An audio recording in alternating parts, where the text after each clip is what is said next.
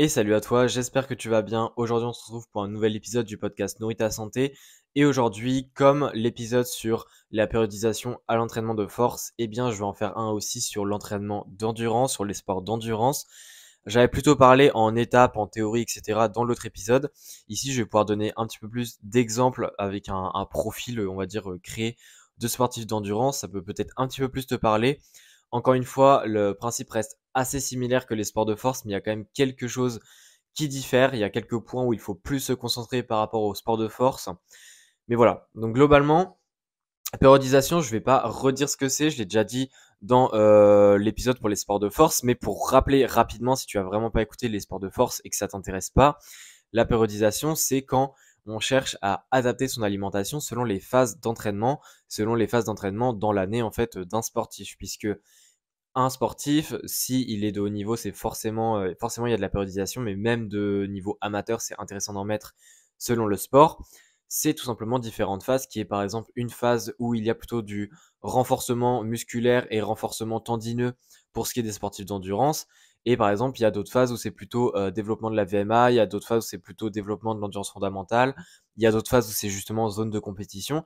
Voilà, il y a plusieurs zones pour ce qui est du sport d'endurance, et au niveau du sport d'endurance, on peut même considérer qu'il y a plus de périodes différentes que chez les sports de force, puisque ici on parle pas mal de VMA, on parle pas mal d'endurance en tant que tel, on parle aussi pas mal de tout ce qui est renforcement musculaire plutôt au niveau tendineux ici, mais pas que, et on parle évidemment des phases de compétition. Donc dans l'épisode sur les sports de force, on avait parlé de 3 phases principalement.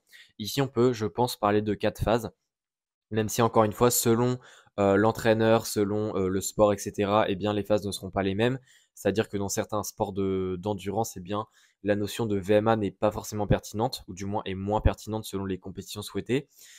Mais là, je parle vraiment de manière globale pour que tu puisses un petit peu avoir une idée en tête, un schéma en tête, et que tu puisses mieux visualiser ce que je veux dire.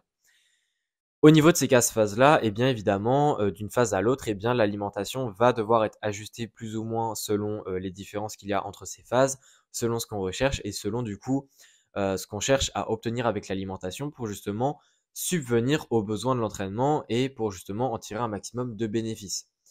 Par exemple, en zone de compétition, eh bien on cherche surtout à avoir de l'énergie durant le jour de compétition, on ne cherche pas à développer nos qualités physiques qui ont déjà été développées au préalable à l'entraînement. Par contre, si on cherche à développer, par exemple, notre VO2 max ou si on cherche à se renforcer musculairement, eh bien, les besoins ne seront pas les mêmes d'un point de vue énergétique, mais aussi d'un point de vue composition en tant que telle de l'alimentation. Et c'est justement ça qui va ajouter des différences. Donc, au niveau de l'adaptation, il y a plusieurs points à faire attention. Et je vais les lister dans le même ordre que pour les sports de force. C'est-à-dire que premier point, c'est déjà l'apport calorique de l'alimentation. Est-ce que, selon les phases d'entraînement, tu as nécessité à apporter un apport calorique qui est stable, c'est-à-dire à apporter autant d'énergie à peu près avec ton alimentation que ce que tu en dépenses? Ou est-ce que, par exemple, il faut que tu en consommes un peu plus pour, on va dire, prendre un peu de muscle, selon le sport, ou du moins pour justement venir aussi réparer des tendons, venir réparer une blessure en quelque sorte, puisque évidemment ça j'en ai pas parlé dans les sports de force, mais il y a aussi des phases où ce sont des phases de récupération puisque le sportif a été blessé. Et dans ce cas-ci, eh bien c'est carrément pertinent et c'est même largement recommandé d'avoir une alimentation qui apporte plus de calories que ce que tu en dépenses, puisque en apportant plus de calories, ça va aider ton corps à reconstruire justement de la matière et donc en fait à passer cette blessure, à faire récupérer la blessure.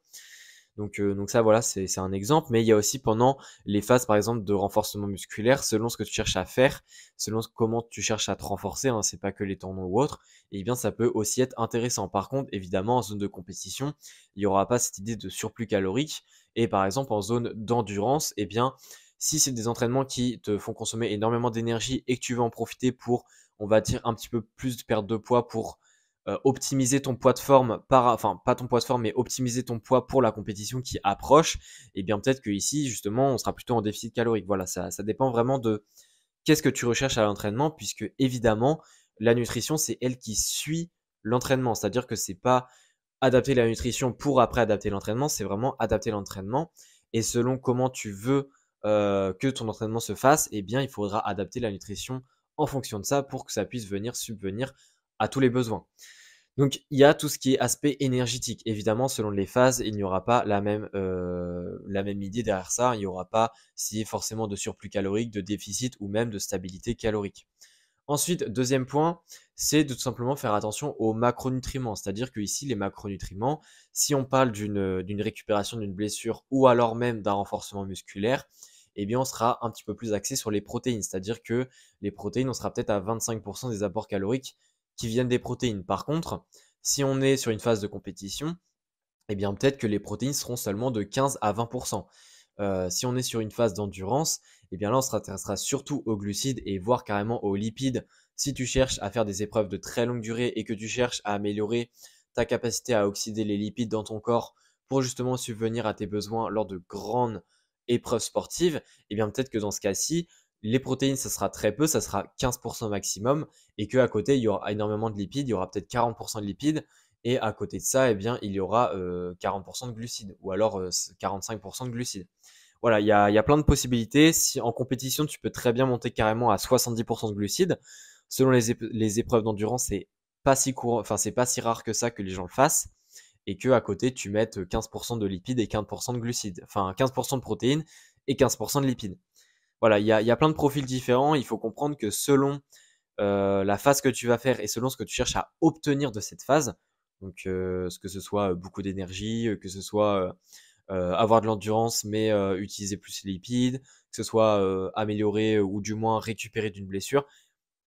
Si tu sais ce que tu veux, tu auras ta réponse à travers l'alimentation, du moins si tu as les connaissances nécessaires. Évidemment, si tu n'as pas les connaissances nécessaires, je t'invite à me contacter et si ça t'intéresse, on peut très bien en discuter lors d'un appel pour un petit peu voir qu'est-ce que tu souhaites obtenir à travers ton alimentation pour justement subvenir à ton entraînement et on peut très bien en parler de différentes stratégies, je te donne des pistes, etc. Ça, c'est totalement possible et tu peux me contacter sur Instagram si évidemment tu souhaites en savoir plus. En tout cas, pour revenir à ce qu'on disait, eh bien évidemment, il y a les macronutriments et il y a aussi les micronutriments. Alors les micronutriments, je ne vais pas forcément en parler. Il y a quelques petits points qui sont pertinents, comme par exemple les sports d'endurance, il y a le fer, surtout pour ce qui est des femmes. C'est d'autant plus pertinent d'en parler, mais ici je ne vais pas en parler puisque là on parle vraiment de choses qui sont très très pointilleux et ce sont des choses en fait que tu ne vas pas devoir t'embêter avec puisque l'idée c'est vraiment d'agir correctement sur la globalité plutôt que de vouloir tout faire bien et de ne rien faire comme il faut. Et surtout que les micronutriments, c'est quelque chose qui est tellement précis que ce n'est pas, on va dire, nécessaire pour la plupart des gens, ou du moins ça n'en vaut pas la peine. Donc voilà, c'est pour ça que je ne vais pas en parler ici. Mais le dernier point, c'est évidemment la structure de l'alimentation.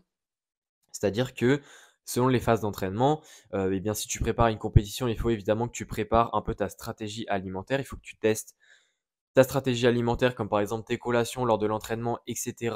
Il faut que tu testes ça pendant tes temps d'entraînement au final. Et ça, c'est quelque chose qui se fait au préalable dans une phase, par exemple, de préparation à la compétition.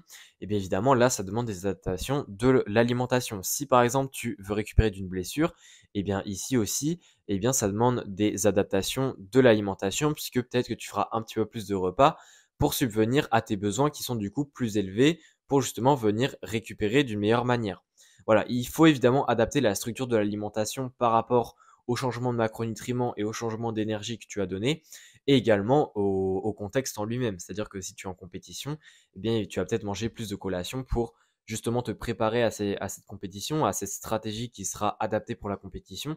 Et ça, c'est totalement normal. Donc, voilà un petit peu globalement pour cet épisode. Encore une fois, je t'ai donné les pistes. C'est beaucoup plus précis et c'est surtout du cas par cas. Donc, si tu souhaites vraiment aller plus loin dans ton cas et être aidé, n'hésite pas à me contacter. Encore une fois, c'est quelque chose où on doit en discuter, où on doit discuter vraiment de ce que toi tu recherches. Il n'y a pas de réponse globale, même s'il y a quand même quelques pistes qui conviennent à beaucoup de gens et c'est ce que je t'ai partagé ici. Donc voilà, en tout cas, si tu veux aller plus loin, n'hésite pas à me contacter et sinon on se dit à la prochaine pour un nouvel épisode. Allez, ciao.